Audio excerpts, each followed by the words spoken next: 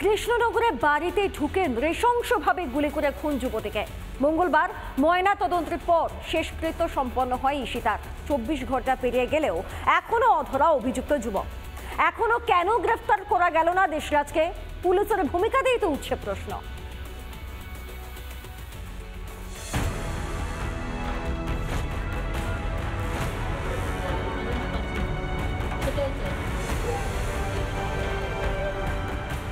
সোমবার নৃশংসভাবে খুন হয় কৃষ্ণনগরের মানিকপাড়ার যুবতী। বাড়িতে ঢুকে গুলি করে খুন করে নিহতের সহপাঠী দেশরাজ সিং। রিপাবলিক বাংলার হাতে অভিযুক্তের পালানোর মুহূর্তের ছবি। প্রকাশ্য দিবালোকে নদিয়ার কৃষ্ণনগরে নিহত এক ছাত্রী কাচরাপাড়া থেকে এসে তারই সহপাঠী সে এসে কৃষ্ণনগরে তার বাড়িতে ঢুকে পর গুলি চালিয়ে হত্যা করে। সোমবারের পর মঙ্গলবারও নিহত ঈশিতার বাড়িতে নমুনা সংগ্রহে যান পুলিশের উচ্চ পদস্থ আধিকারিকরা। ভাইটাল এভিডেন্স কিছু সিজ করেছি। পুরো লিগাল এক্সপার্ট আমার কাছে যে আছে ও পুরো অ্যানালাইজ করার পরে সমস্ত লিগাল স্টেপস আমরা নিয়েছি। এখন তদন্ত চলছে, আসামি অ্যারেস্ট হয়ে যাবে। ঈশিতার পরিবারের সঙ্গে দেখা করে বিজেপির প্রতিনিধি দল। পরিবারের পাশে থাকার আশ্বাস বিজেপির। বাইরে থেকে এসে কৃষ্ণনগরে তার বাড়িতে ঢুকে তাকে খুন করার সাহস পায় কোথায়? এই সাহসের মূল কেন্দ্রবিন্দু হচ্ছে এই মমতা ব্যানার্জি সরকার বলে আমি মনে করছি। ময়না তদন্তের রিপোর্টে স্পষ্ট হয়েছে মৃত্যুর কারণ। মাথায় 3টি গুলির আঘাত, 2টি গুলি লাগে মাথার ডান দিকে, 1টি গুলি লাগে মাথার পিছনে।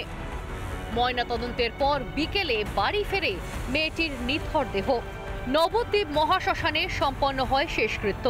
কিন্তু 24 ঘন্টা পেরিয়ে গেলেও অভিযুক্তের গ্রেফতারি নিয়ে তরজা চলছে। পুলিশ নিজে বলছে এখনো ধরা পড়েনি দেশরাজ, অথচ বিধায়ক জানেন পুলিশ নাকি সঙ্গে সঙ্গেই গ্রেফতার করেছে অভিযুক্তকে। আমরা কিছু লিড পেয়েছি, আমার রেডস এখন চলছে। আমার আসামি শীঘ্রই আমরা অ্যারেস্ট করে দেব। দেনান দেয়ার তাকে অ্যারেস্ট করে নিল, এর থেকে বড় জিনিস আর পুলিশের কি হতে পারে? হ্যাঁ, সঙ্গে সঙ্গেই তো অ্যারেস্ট হয়ে গিয়েছে। তারপরেই দিনে দুপুরে বাড়িতে ঢুকে গুলি করে পালালো এক যুবক, অথচ একদিন পেরিয়ে গেলেও সেই যুবককে ধরতে পারল না পুলিশ। তবে কি বাংলায় এখন পুলিশের থেকে অপরাধীদের দাপটই বেশি? 24 ঘন্টা পার হলেও এখনো অভিযুক্ত গ্রেপ্তার না হওয়ায় আতঙ্কিত এলাকাবাসী। তারা পুলিশের ভূমিকা নিয়ে বিভিন্ন রকম প্রশ্ন তুলতে শুরু করেছে। এখন শুধু দেখার আদেও কি এই অভিযুক্ত ধরা পড়বে নাকি পড়বে না, এ প্রশ্নই ঘুরপাক খাচ্ছে গোটা রাজ্য জুড়ে। নদিয়া থেকে পলাশকান্তি মণ্ডল, রিপাবলিক বাংলা। বারুইপুরে বিজেপি নেতা খুনের পুনর্নির্মাণ। নিহতের ভাই সন্দীপ বিশ্বাসকে সঙ্গে করে নিয়ে ঘটনার পুনর্নির্মাণ করে বারুইপুর থানার পুলিশ। এদিন আদালতে পেশ করা হয় নিহত বিজেপি কর্মীর বাবা ভাইকে। ধৃত বাবা এবং ভাইয়ের 4 দিনের পুলিশ হেফাজতের নির্দেশ বারুইপুর মহকুমা আদালতের। খুনের সময় ঘটনাস্থলে 4 ব্যক্তি উপস্থিত ছিল।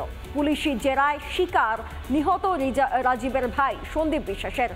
তৃতীয় ব্যক্তির সম্পর্কে তথ্য দিলেও চতুর্থ ব্যক্তির সম্পর্কে এখনো অবধি কোনো তথ্য পায়নি পুলিশ।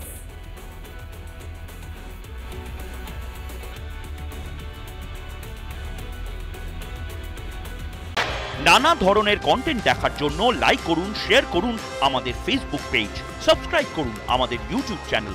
পাশাপাশি অন্যান্য ব্রেকিং নিউজের জন্য অবশ্যই চোখ রাখুন রিপাবলিক বাংলায়।